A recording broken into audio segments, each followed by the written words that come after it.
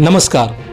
अक्कलकोटच्या 63,000 शेतकऱ्यांना खरीप पीक विमा मिळावा, व्याज सवलत योजनेचा लाभ मिळावा यासाठी माजी मंत्री सिद्धाराम म्हेत्रे यांच्या नेतृत्वाखाली शिवसेना शिंदे गटाच्या शिष्टमंडळासह जिल्हाधिकाऱ्यांना निवेदन देण्यात आले.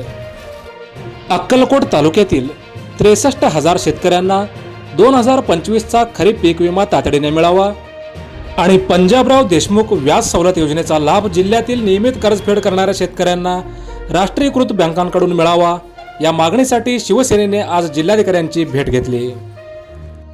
शिवसेना नेते आणि राज्याचे माजी गृहराज्यमंत्री सिद्धाराम म्हेत्रे यांच्या नेतृत्वाखाली शिवसेना शिंदे गटाच्या शिष्टमंडळाने जिल्हाधिकाऱ्यांची भेट घेत सविस्तर चर्चा करून निवेदन सादर केले.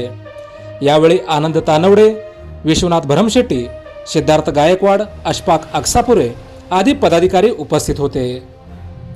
या प्रसंगी शेतकऱ्यांना वेळेत पीक विमा न मिळाल्यास मोठा आंदोलन छेडण्याचा इशारा देखील राज्याचे माजी गृहराज्यमंत्री आणि शिवसेना शिंदे गटाचे नेते सिद्धाराम म्हेत्रे यांनी दिला आहे.